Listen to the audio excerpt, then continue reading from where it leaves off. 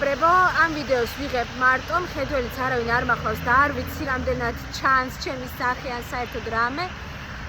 მოკლედ, 305 ნომერ ავტობუსში არ ცხადდებოდა გაჩერებები, რის გამოც შემთხვევით ჩავედი სხვა გაჩერებაზე და აღმოჩნდი ქუჩაში.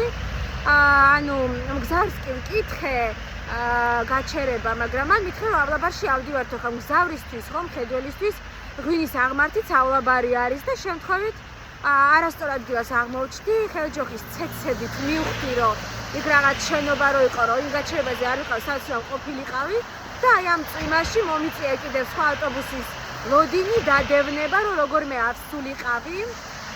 როგორც სატრანსპორტო კომპანიამ მითხრა, როცა დავესაუბრე, მითხრეს რომ ესო დაზიანებული იყო, ანუ გაჩერების გამოცხადების მექანიზმი, მაგრამ არც ეუბნებიან მძღოლები პროაქტიულად, არ რეკავენ სატრანსპორტოშ და არ ამბობენ, რომ ეს დაზიანებულია და უნდა შეკეთდეს, ანუ თუ ვიღაცა არიჩივლებს, არიომებს, ისე ამას არ აკეთებენ, არ არიან ამაზე გაფრთხილებულები.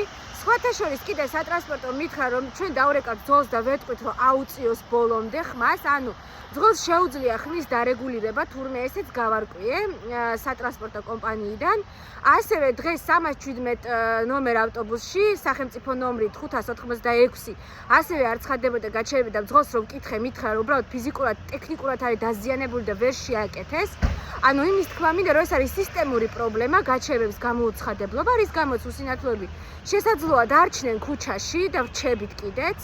და ანუ მიუხედავად ჩვენი ამ მრავალწლიანი ბრძოლისა და მრავალწლიანი მუშაობისა, რომ ეს პრობლემა მოგვარებულიყო და გამხდარიყო პრიორიტეტი, ეს პრიორიტეტი არ არის და ნუ აი წვიმა როგორი არის კი ხვდებით კიდეც და ამ წვიმაში ვარ ახლა ქუჩაში და ველოდები რეაგირებას სატრანსპორტო კომპანიისგან ამ პრობლემაზე.